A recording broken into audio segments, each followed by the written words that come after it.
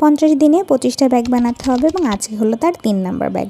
কিন্তু আজকে আমি একদিনই একটা ব্যাগ বানিয়ে ফেলেছি, মানে আমি আরও একটা ব্যাগের জন্য একদিন সময় বেশি পেলাম।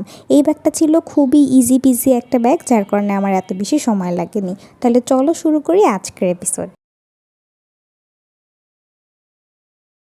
Hello dear lovely people, welcome back to my channel crochet two with Jui. তো আজকে সকাল শুরু হয়েছে পাস্তা দিয়ে। সকালবেলা উঠে একটু পাস্তা টাস্তা রান্না করে এখন সস মিক্স করে তারপরে খেয়ে নিলাম।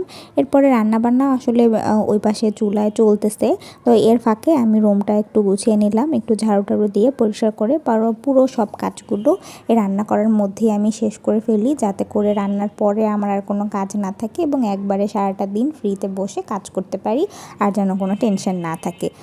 সারা সকাল কাজ করে রান্নাবান্না করার পরে গিয়ে আমি একটু ফ্রি হই, তারপরে গিয়ে গোসল করে একবার একটু ফ্রি হয়ে বসতে পারি। এর আগে আসলে আমি একদমই ফ্রি টাইম পাই না। তো এই ছিল। এরপরে একেবারে সুতা নিয়ে কাজ করতে বসে গেছি। আর এদিকে দেখো আমার চুলগুলোয় কি সুন্দর একটা কার্ভ পড়েছে, দেখতে ভালোই লাগছে। যাই হোক, তো প্রথমেই ব্যাগের এখন সোল তৈরি করে নিব। ব্যাগের সোল তৈরি করতে বেশ সময় লাগে, কারণ সোলটা একটু ভরাট থাকে অনেক সময়। তো ভরাটের কাজগুলো করতে একটু ভালোই বেশি সময় লেগে যায়। তো সোল করতে করতে প্রায় প্রতিদিনই আমার দুপুর হয়ে যায়। এখন হচ্ছে লাঞ্চ টাইম। আজকের লাঞ্চে ছিল সিলভার কাপ মাছ আর আলু বরবটির তরকারি। তো লাঞ্চটা সেরে নিলাম। এখানে আমার খুব কষ্ট হচ্ছিল, ভাত খেয়ে উঠে বসেই আবার কাজ করা শুরু করেছি, একটু রেস্টও নেই নাই। তো এই কাজ করার পরে এখন ব্যাগের বেজটা মোটামুটি এখানে 5-6 লাইন আমি করে নিয়েছি। এখন হচ্ছে টিউলিপের পাতা দিব। এই ব্যাগটার নাম হচ্ছে ক্রোশেট টিউলিপ ব্যাগ। এই টিউলিপ ব্যাগের জন্য এখন টিউলিপের পাতাগুলো প্রথমে আমি সবুজ সুতা থেকে দিয়ে নিব, এরপরে আস্তে আস্তে আমরা বাকি কাজগুলো করব। তো সবুজ সুতার এই কাজটা বেশ ইজি ছিল, যেহেতু আমি শুধুমাত্র ভি স্টিচ দিয়ে করেছি, ডাবল কুশি 2টা চেইন ডাবল কুশি এভাবে আমি করেছি। তো এরপরে হচ্ছে আমি টিউলিপের পাতাগুলো দিয়ে নিচ্ছি। টিউলিপের পাতার জন্য আমি এখানে দিয়েছি 3 ডাবল কুশি টুগেদার। তোমরা যদি বেসিক কাজটা খুব ভালো মতো জানো এবং সেলাইয়ের নামগুলো যদি খুব ভালো মতো জানো, তাহলে খুব সহজেই আমি কি বলছি কিভাবে করছি সেটা আইডিয়া করতে পারবে।